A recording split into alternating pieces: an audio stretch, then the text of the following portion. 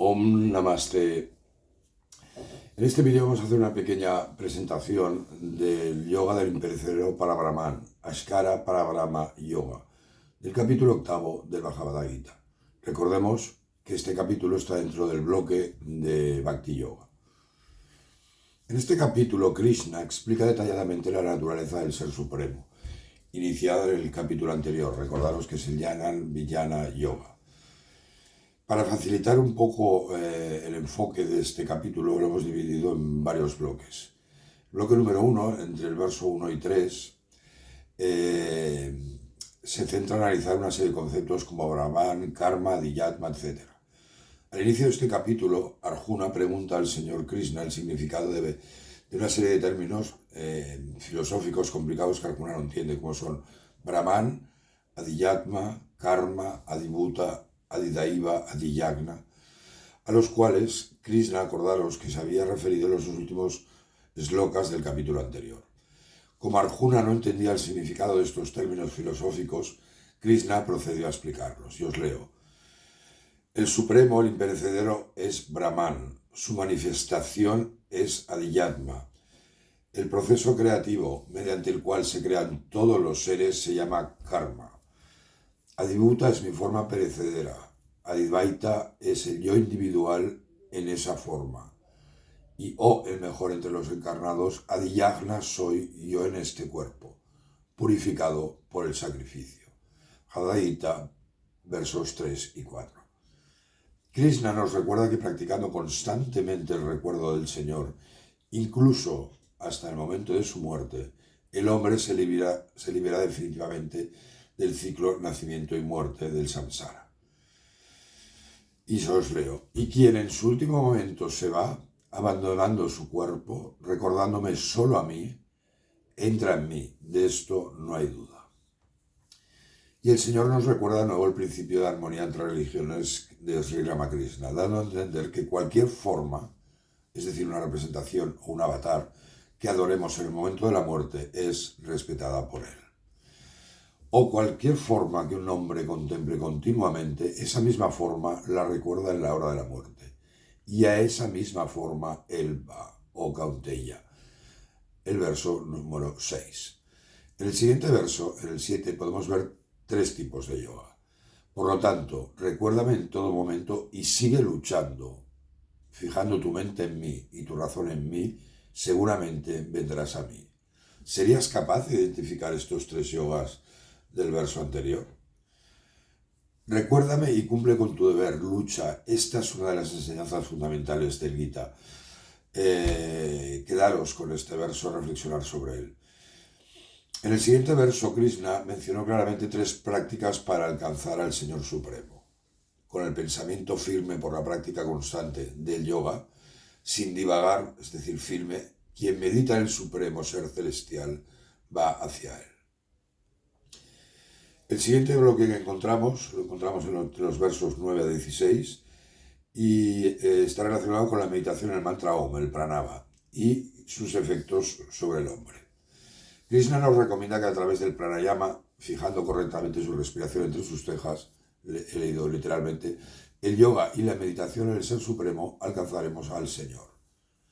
El Señor describe 8 aspectos de Paramatman, ya que es necesario conocer los atributos del Supremo para fortalecer y confirmar la fe en él. Y os leo los versos 9 y 10. Quien en el momento de su muerte, con su mente inquebrantable, con devoción, y fijando correctamente su respiración entre sus cejas, por el poder del yoga, meditando en el Señor, glorioso como el sol más allá de la oscuridad, él va hacia Ser Supremo, ese Ser Supremo celestial. El verso siguiente hace una referencia a los ascetas, liberados de la pasión y deseando que practicasen brahmacharya. Sería el verso 11. Y manteniendo la conducta dentro de Atman que permitirá controlar los sentidos. Y en el siguiente volverá a hacer una referencia al Jnana Yoga. Y os leo. Fijando su respiración dentro de la cabeza con el prana absorto en la meditación yoga. Krishna nos recuerda ahora la importancia de pronunciar Om Pranava en el momento final.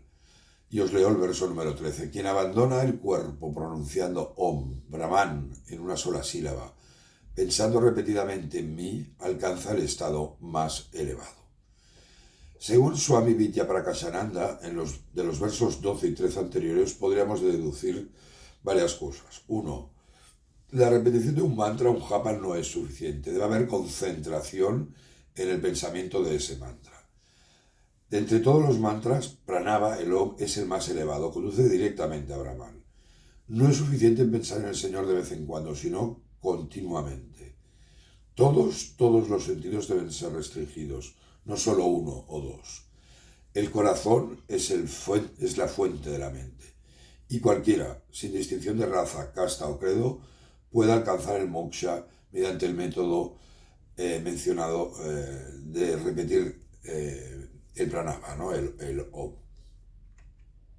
Y Krishna recuerda de nuevo el camino del Bhakti Yoga, el más fácil para alcanzar al Señor. Y os leo el verso 14. Quien constantemente me recuerda con su mente indivisa, es decir, devoción exclusiva, siempre apegado a mí, ese yoga fácilmente me conquista. En el siguiente verso, Krishna hace una afirmación importante para todos aquellos que crean en el ciclo nacimiento-muerte. Los Mahatmas, las grandes almas, alcanzan la más elevada perfección cuando han llegado a él y ya no vuelven a nacer en esta eterna morada de sufrimiento. Este sería el verso número 15, lo cual es confirmado de nuevo en el siguiente verso, el 16. Desde lo más elevado del mundo de Brahma, todos los mundos están sujetos al retorno, o Arjuna, pero viniendo a mí no hay renacimiento. Brahma debe entenderse como el Dios creador, por tanto no es Brahman, el Dios absoluto. Junto con Vishnu y Shiva, preservador y destructor, forman la tríada hinduista, el Trimurti. El tercer bloque lo encontramos en el verso 17 y 19 y está relacionado con la creación y disolución del universo. Es importante decir que los hindúes dividían el tiempo en yugas, cuando las 4 yugas, es decir, 4.320.000 años humanos, se han repetido 1000 veces, constituyen un día de Brahma. Igual periodo constituye la noche de Brahma. El día de Brahma es llamado Kalpa, que es el tiempo de la evolución o manifestación del universo. Y la noche de Brahma significa la involución o reabsorción del universo en lo manifestado. Sí, suena interesante y lo es realmente. Parece mentira que en la época de los rishis se llegasen a estas conclusiones relacionadas con el tiempo. Y os leo el verso 17. Estos hombres realmente saben qué es el día y qué es la noche. Saben que el día de Brahman dura 1000 yugas y que su noche también es de 1000 yugas. Como podemos deducir de nuestra escala de tiempo, es infinitamente más pequeña que un día de Brahma. Para Gandhi debemos dedicar nuestros esfuerzos sirviendo al Señor mediante el Karma Yoga, el servicio a la humanidad. Y os leo una frase de Gandhi. Los placeres perseguidos durante estos momentos, incalculablemente pequeños, son tan ilusorios como un espejismo. En lugar de desperdiciarlos, debemos dedicarnos a servir a Dios a través del servicio a la humanidad. Krishna concluye este apartado sobre la creación y disolución del universo afirmando: al comienzo del día, todo lo manifestado brota de lo inmanifestado, y al llegar la noche se disuelven en el mismo inmanifestado. Es decir, excepto para Brahman, todo el resto del universo, todo, está sujeto al ciclo de nacimiento. Brota de lo inmanifestado y muerte, se disuelven en el mismo inmanifestado. Es decir, son disueltos en Prakriti, cuyo poder está en el Señor mismo. Este verso es muy importante en el Gita. Reflexiona un poco sobre él, por favor. Y así Krishna explica el ciclo de renacimiento, es decir, la única causa de la vida o de la muerte es él. ¿Qué importa entonces si Arjuna debía matar a sus primos Kauravas? Y os leo el verso 19. Esa misma multitud de criaturas vienen a la vida o parta una y otra vez. Se disuelven al llegar la noche, lo quieran o no, y con la primera luz del día renacen. En el bloque número 4, en los versos 20 a 22, se define el ser eterno y manifestado, el Parabrahman, el Purusha supremo, y luego la vía Bhakti para alcanzarlo. Ahora Krishna introducirá este concepto que os he comentado, el Parabrahman, la realidad absoluta superior, el ser supremo, el ser eterno manifestado, el Purusha supremo, superior a la inteligencia creadora y a la naturaleza no manifestada, porque es su causa y que no se destruye al llegar la noche de Brahma. Él mora en el interior de este cuerpo como el centro de todas las cosas. Os leo el verso número 20. Pero por encima del inmanifestado hay otro ser inmanifestado, eterno, que no perece cuando todas las criaturas mueren. Solo con la total devoción, con Bhakti, podemos llegar a Parabrahman. Y os leo el verso 22. Este ser supremo, Purusha supremo, puede ser alcanzado por la devoción total. En él habitan todos los seres, todo está impregnado por él. Y por último, encontramos el bloque número 5, entre los versos 23 a 26, que nos indican dos caminos del yoga.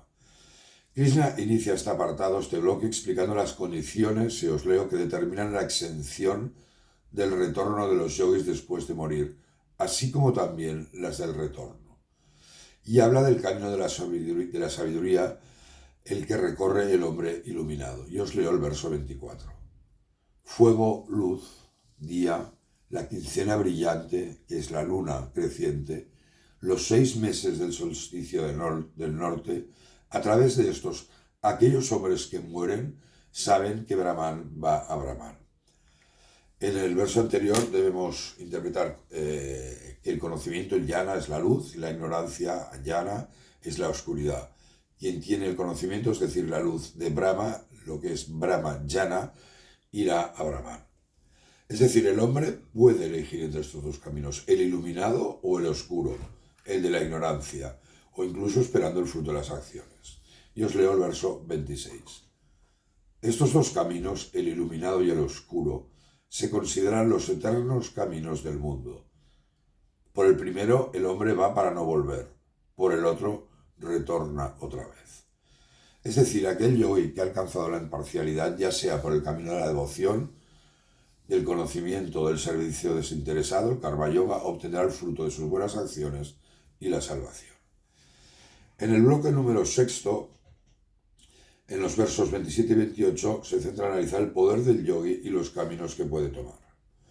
Krishna afirma que quien conoce estos dos caminos, el de la luz y el de la oscuridad, no seguirá el último. Y os leo el verso 27. El yogi que conoce estos dos caminos no cae en el engaño. Por lo tanto, en todo momento, permanece firme en el yoga. Es decir, este yogi nunca entrará en la oscuridad y el engaño, siempre que se centre en la luz del conocimiento y la verdad a través del yoga.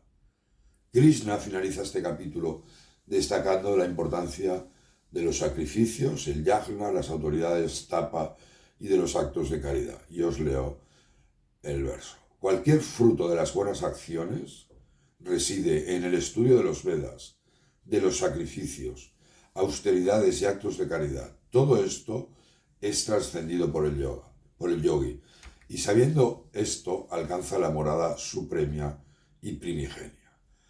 Este conocimiento de Brahman, Brahmayana, es el conocimiento más elevado.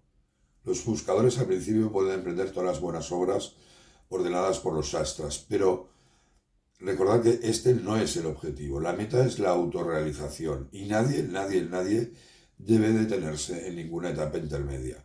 Con Brahmayana finaliza la búsqueda del Supremo y el yogi queda, en teoría, internamente satisfecho. Muchas gracias. Namaste.